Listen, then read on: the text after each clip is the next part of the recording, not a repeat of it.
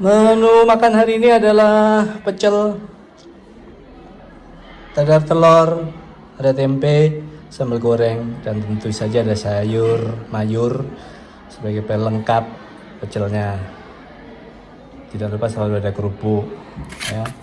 Kerupuk ini menjadi teman yang paling setia pada acara makan. Bismillahirrahmanirrahim, bismillahirrahmanirrahim, bismillahirrahmanirrahim. Sudah lapar banget hari ini karena tadi saya di rumah tidak sarapan. Mengapa tidak sarapan? Ya karena tahu bahwa setiap kali ada ujian di sekolah selalu disediakan sarapan. Nanti kalau saya sarapan di rumah lebih dulu, ini nggak kemakan atau tertunda buat makan siang. Padahal saya kepingin menikmati hidangan ujian ini dengan nikmat. Oleh karena itu, saya cancel jadwal sarapan di rumah, ditunda beberapa jam. Kemudian jadilah pada pukul 9.30 saya sarapan. 9.30, 8.30. Saya sarapan, nanti istirahat sampai pukul 9. Masih cukup waktu untuk saya bisa ngoceh-ngoceh di sini. Yuk, yang belum sarapan, berangkat sarapan sekarang.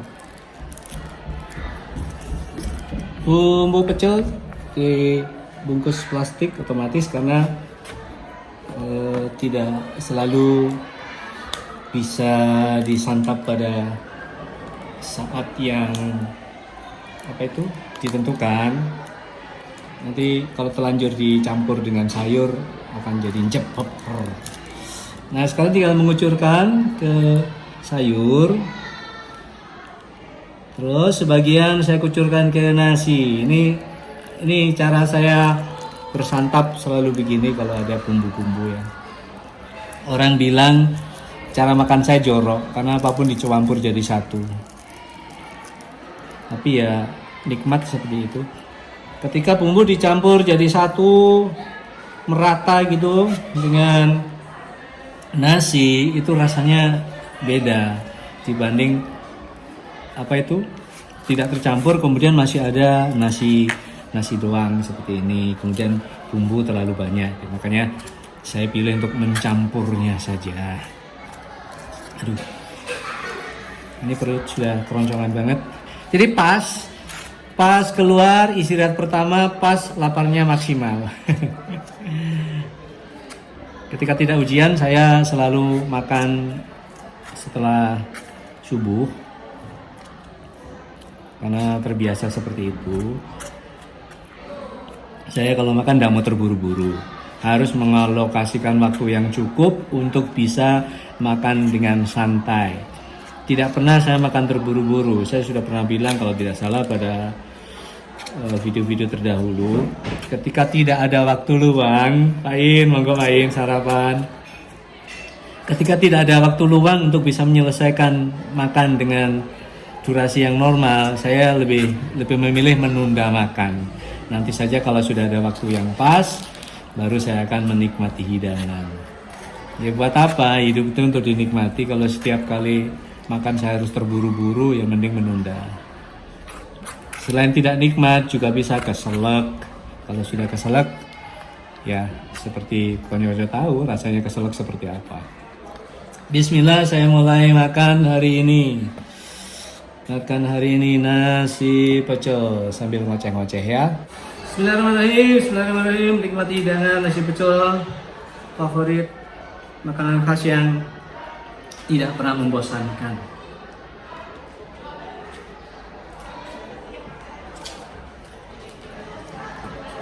Itulah yang membuat nasi pecel selalu eksis dimanapun, di kota manapun yang memang di situ dijual nasi pecel, selalu bisa eksis. Di tengah gempuran aneka menu bernama-nama bule, saya menyebutnya bernama-nama bule karena memang faktanya seperti itu. Ya nggak apa-apa sih, itu cara untuk menarik saja. Karena seringkali terjadi orang merasa penasaran ketika melihat nama yang berbeda. Walaupun setelah tahu makanannya, oh ternyata ini, ya sudah, tidak masalah. Sah-sah saja. Alhamdulillah hari ini ujian jam pertama lancar. ujian menggunakan aplikasi tertentu memang tidak bisa ditebak, kadang lancar, kadang tidak. Pada hari pertama ada kelas-kelas tertentu yang masih nggak ada wifi-nya lah, inilah itulah, bahkan HP pun bisa jadi kendala tanpa saya tahu mengapa HP tertentu di kelas ini bisa mengalami kendala tapi di kelas lain tidak. Saya memang awam pada urusan begitu. Akhirnya ya udah, cara satu-satunya menyerahkan kepada pihak yang berkompeten. Saya selaku pengawas tinggal melaporkan saja, ambil terus saja belajar. Kalau ada kesalahan atau kendala apa gitu, saya selalu nguping, saya selalu lihat. Misalkan operator membenahi, saya selalu bertanya, tadi salahnya apa, terus cara membenahinya seperti apa, agar ketika itu terjadi lagi pada jam-jam berikutnya saya sudah tahu. Jadi ada banyak ilmu yang bisa saya serap dari kondisi gangguan. Tidak berharap ada gangguan, tapi ketika gangguan terjadi itu bisa menjadi sumber ilmu pengetahuan yang luar biasa. Kalau mau berharap sih ya berharapnya lancar, tidak ada kendala, tidak masalah.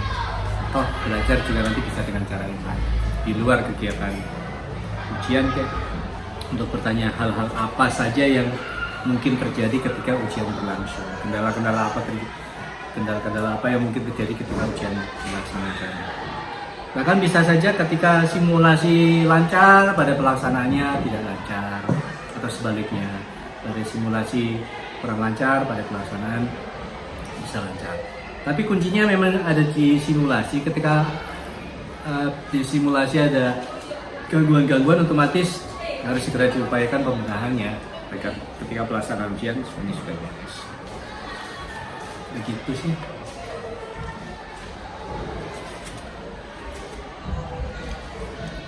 Mau tidak mau, guru zaman sekarang memang harus mengikuti perkembangan zaman ya, tuntutan zaman. Dengan kemajuan teknologi yang tidak mungkin bisa dibendung, otomatis harus menyesuaikan diri. Kalau terus berpegang pada cara-cara lama saja, akan tertinggal sangat jauh.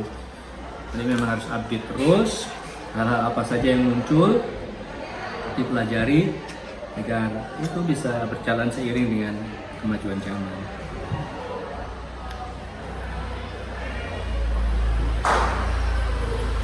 Setiap perubahan pasti beriring dengan negatif positifnya. Yang penting ada keinginan untuk terus belajar. Apa yang saya sangka awalnya itu rumit, ternyata begitu disentuh, begitu dipelajari, ternyata enggak juga. Jadi masalah rumit tidak rumit itu sebenarnya hanya karena belum disentuh, hanya karena belum dikenali. Jadi begitu perangkat itu dikenali, aplikasi-aplikasi yang dipakai, dipelajari, ya udah lancar-lancar saja. Makanya harus terus bergerak, terus update informasi apapun, perubahan-perubahan apapun. Masalah ada ekses, yang negatifnya ya apa sih di dunia ini yang tidak berkait dengan hal-hal negatif atau kekurangan. Semuanya ada plus minusnya. Tapi yang penting apa yang kita lakukan semuanya berangkat dari keinginan untuk bisa mengubah menjadi lebih baik, apapun itu. Ya udah, bismillah, jalan saja. Itu aja, terima kasih. Lagi lain waktu dengan cerita-cerita yang berbeda. Semoga kita semua selalu sehat dan bahagia. Assalamualaikum warahmatullahi wabarakatuh.